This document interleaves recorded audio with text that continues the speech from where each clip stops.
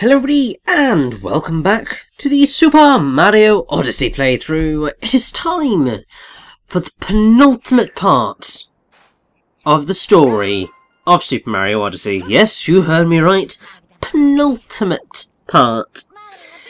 Because technically we can go to the moon and finish this thing, but obviously want to make sure I get the rest of my purple coins, and obviously kind of want to collect a whole bunch of moons that are available to us throughout Baz's Kingdom now. And you see, I told you there were some purple coins there that didn't turn up until afterwards. They're just trying to be really super sneaky, the little blighters. But yes, there's one quite easy to collect moon that is here. Just defeats the Stairface Ogre, and the door will open, which is quite nice.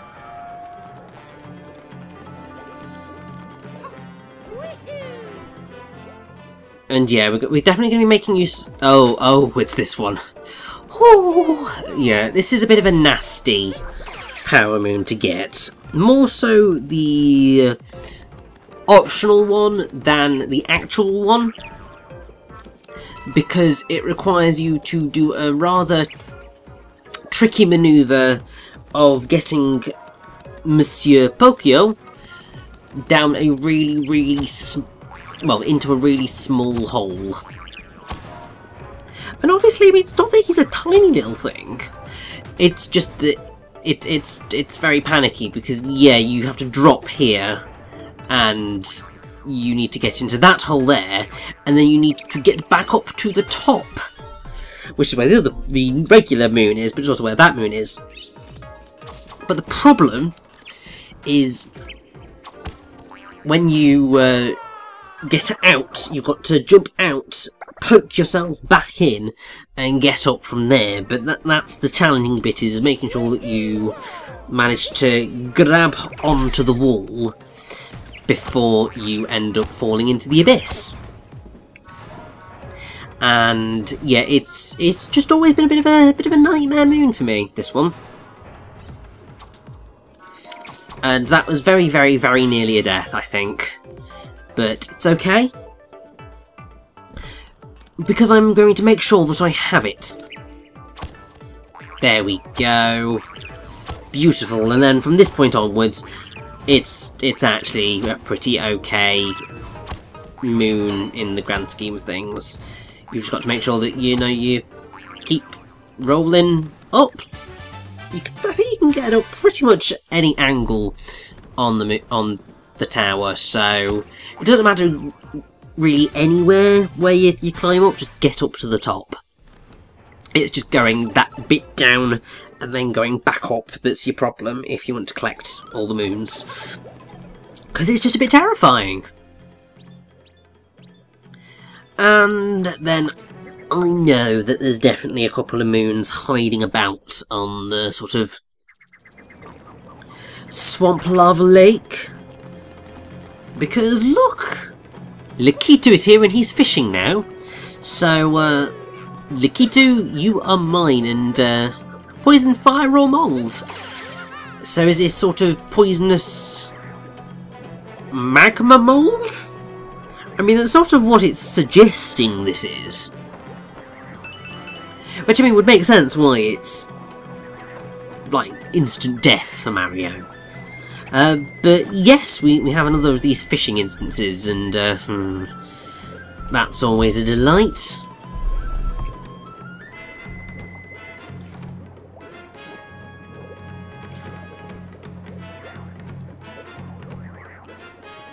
But we will catch it, because we want to, and that is important. It is just going to take us a little while to achieve, I think. Just because, you know, my fishing abilities are really bad. And also, I think at this point it was very much a case of I've lost all patience with fishing. I just want my damn moon, please.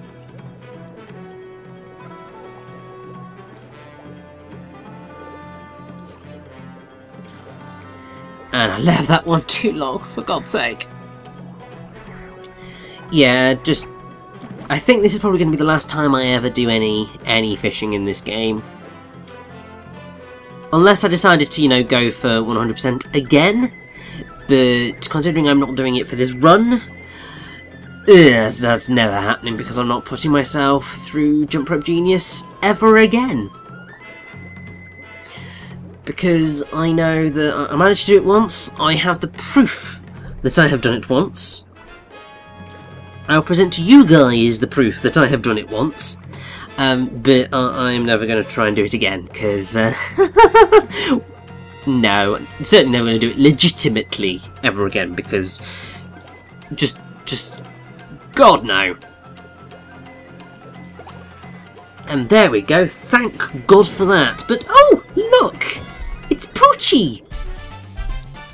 So, I mean, Poochie's appeared throughout the Yoshi franchise, and pretty much that's where most people will recognise Poochie from. I mean, my first real run-in with Poochie was in Yoshi's Woolly World. But obviously he has turned up in a few other things, but this is actually the first time that he's ever appeared in a full-on Super Mario game. Because he appeared in the Mario Pack on Switch, well, Wii U and Switch versions of Minecraft. He appeared in a manga, which was Super Mario Kun. He makes a cameo appearance as a background attraction of Baby Park in Mario Kart Double Dash.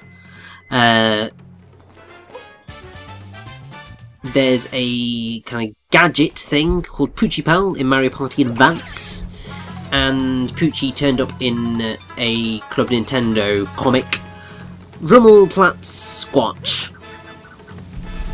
And then obviously lots of Yoshi games, but this is the first time actual Mario game. And you will see Poochie a few times throughout the game. Primarily because you are dealing with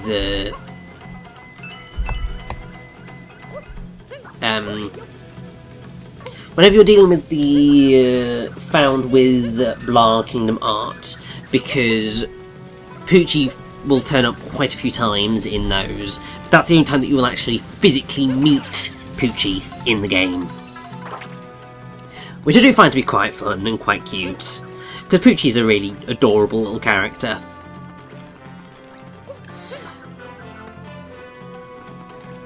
And, oh you sneaky rabbit you! Yeah, these two rabbits are annoying. I think actually only one of them will give you a Power Moon. The other one I'm pretty sure will just give you coins. And oh, I'm glad Bowser's big fat face was there to hold that full, because otherwise that would have been really embarrassing. And also, you know those purple coins that were down there that we went and picked up, and that Power Moon. Oh my God, those are sneaky blighters, because you look down there and just think, no, there is no way in hell they would put anything down there. But they did! And there we go, are we taking my moon? Thank you very much! Try not to hide the bloody thing from me.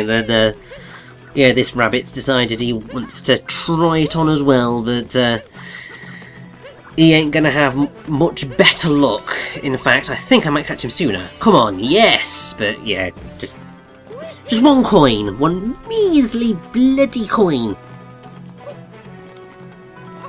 Because, you know, he just has to be that much of an asshole. One of them will give us a Power Moon, the other one just super lazy. And, once again, purple coins. Would have liked you to be there sooner. It's fine, because there's only 12 left, which is really not many, considering, you know, 100 purple coins, how big this kingdom is. And just in general, how it has gone. This is quite a fun thing. We have to jump onto one of the Nobori to get some purple coins. There is actually a Power Moon that you get in the post-game, which you get by leaping out across a string of Nobori, but we're not going to see that one yet, and we don't think we're going to collect it either.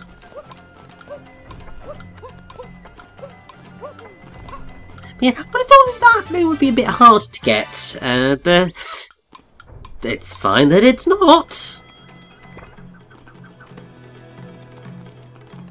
And also, I see some easy to get coins. I don't need coins at this point, really, because the only things that I've really got left to purchase are a few items in, well, like a moon in Bonneton, and a moon in maybe a Future Kingdom. I don't know. You see, I don't really know whether I want to give away some of the end game, well, post-game fun that Odyssey has to offer. Obviously, it's been out for a couple of months now, so in all likelihood, you already know what's coming. But for those who don't know, just want to kind of keep it a little bit of a surprise. Not going to be a major surprise, not in the slightest. But it's sort of one of those things where it's fun not necessarily knowing what's coming. And that's fine. But yes, this is an interesting moon, because getting the normal moon's pretty easy. It's just obviously set that up like that.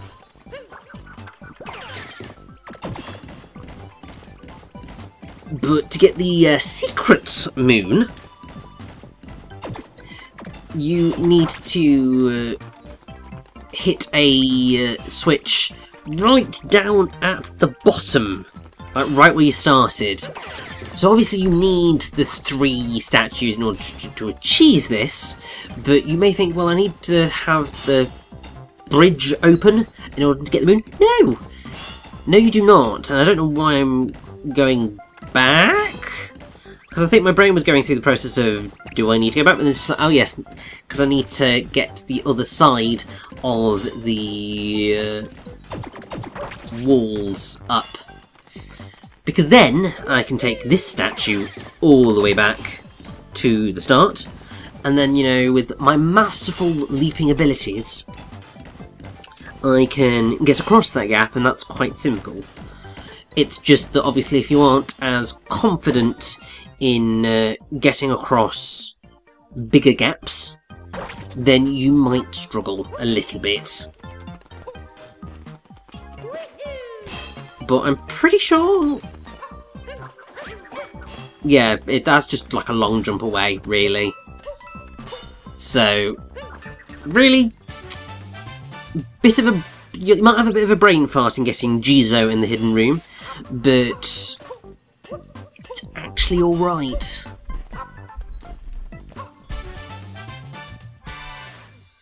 And yeah, Jizo's big adventure, and I have to say, looking at the word Jizo, yeah, it's reminded me too much of a word I really do not want to be dealing with, but Jizo is important, because Jizo is a robonisation of a type of statue. So the actual name for it, well, that's what it is in Japanese. Other names for it are Xitigaba, which is Sanskrit. The Chinese call it Pinyin, or Dizang, I think. Or is that in Pinyin? I don't know. But the Japanese call it a Jizo, and Jizo is a bodhisattva, primarily revered in East Asian Buddhism, and usually referred to, well, usually depicted as a Buddhist monk. His name may be translated as Earth Treasury, Earth Store, Earth Matrix, or Earth Womb. And he's known for his vow to take responsibility for the instructions of all beings in the 6 worlds between the death of Gautama Buddha and the rise of Maitreya, as well as his vow not to achieve Buddhahood until all hells are emptied.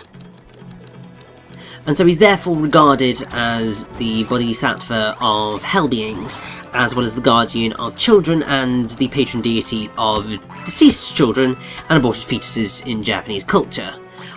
which is why I think he is known as Jizo or Jizo-sama, which is protector of children, I think.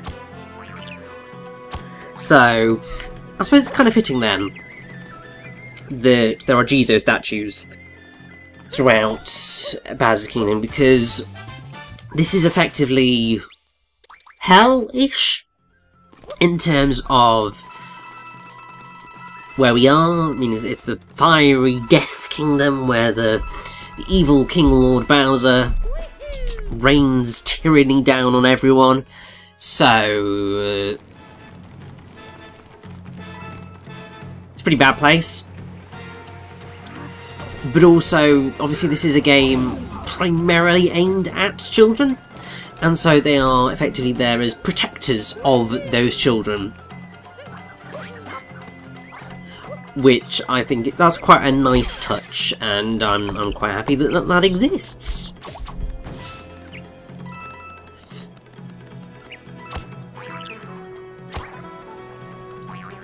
But yeah, this is a slightly terrifying moon to get, because obviously you've got to hit the crates, then you've got to jam yourself into the wall and then get back up to where the moon is.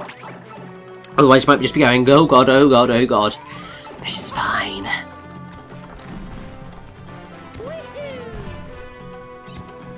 But one of the things I definitely will say, I mean, I've obviously already said quite a lot, but another of the things that I will say is that there's a moon that you don't get until the post-game, which requires you to effectively run down the entirety of Bowser's Kingdom, and that's quite a fun thing to be able to do, because you begin to see that while this area is quite spread out, and it's certainly very long in terms of the overall length of the story missions, and that was a really stupid death that I shouldn't be doing because the moon's not there.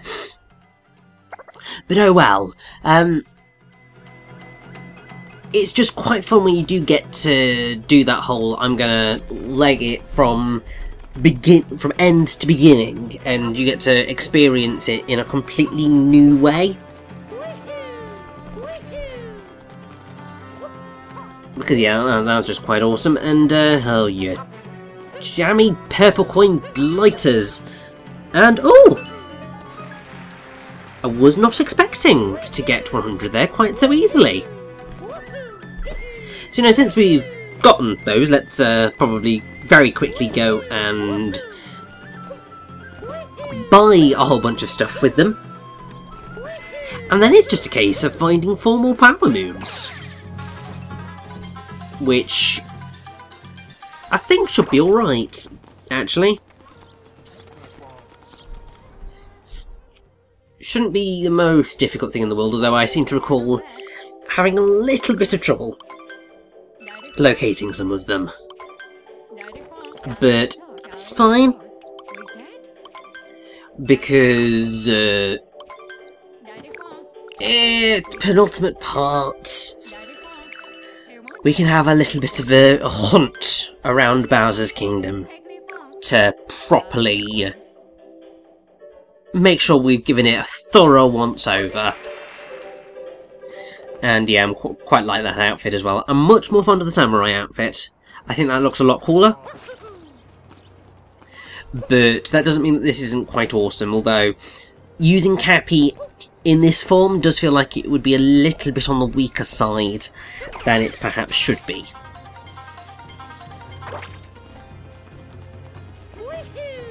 But there we go. And I don't know why I'm deciding to go the really long way to get back to the Odyssey, because effectively what I'm going to end up doing is going, Int Toad, mate, could you give us a bit of a clue as to where, like, 4 moons are? Because that would be quite helpful. Also, you know, jumping into a pit is quite helpful as well. I just want to be sitting very, very closely around that 3,000 coin mark, you see. It's all part of my plan to say that we have 3,000 coins, and I'm super happy with that.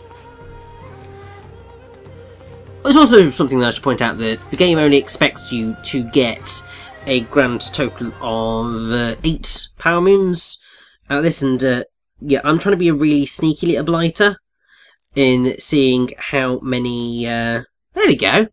I was just double checking how many moons I had in total to see exactly what number I needed to sit on. And yeah, so we really do need to get 4 more for me to feel comfortable. And now I'm just going to spend all that money. So saying that we're going to try and keep ourselves at around 3,000 coins, complete lie. Absolute, complete, ridiculous lie.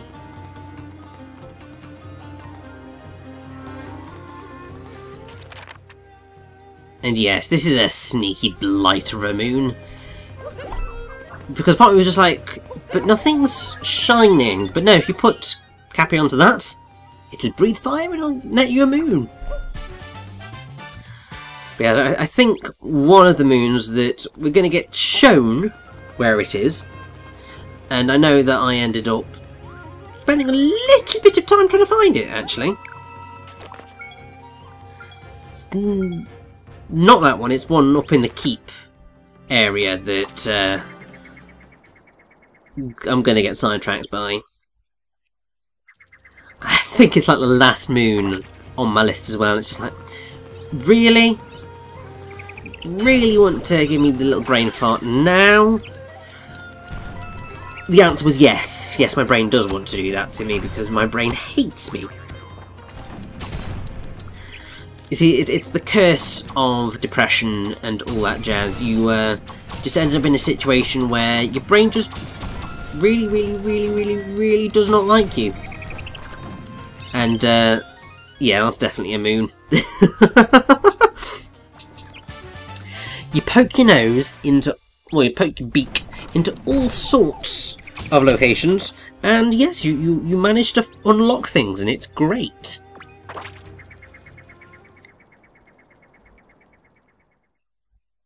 And I think now it's clicked of, oh yes, poke your nose into things. There's that one right up at the inner keep, but I need this Pokio in order to get there. So, yeah, I've got to climb this thing again, unfortunately. But that's alright. I can live with that.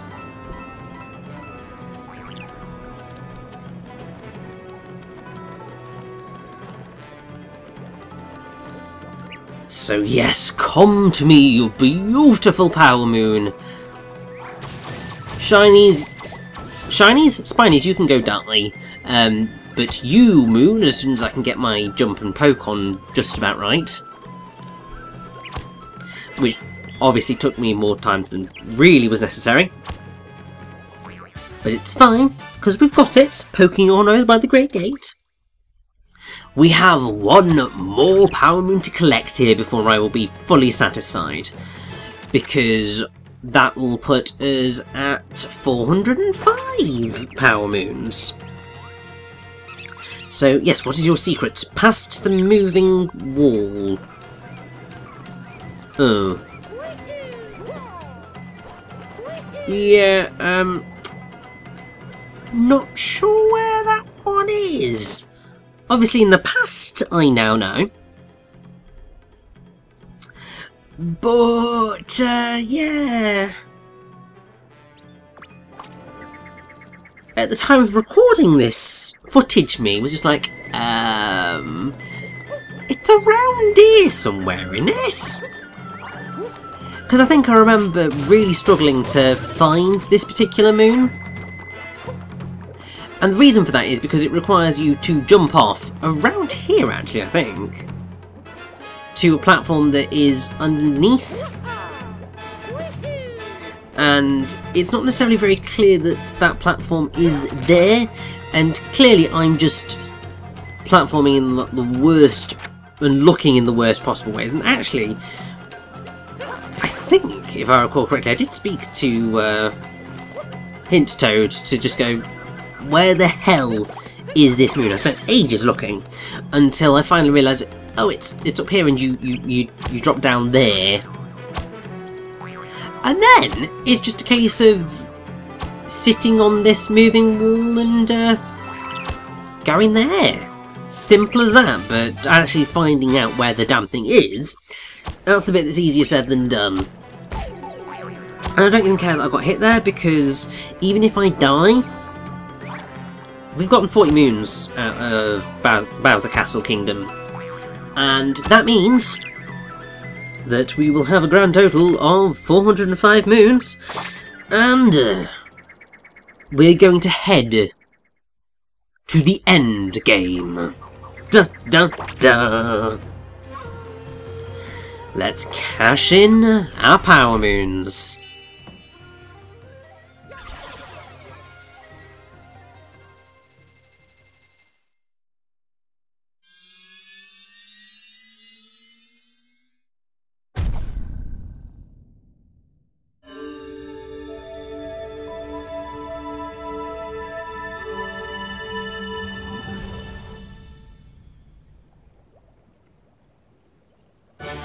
The Odyssey is complete.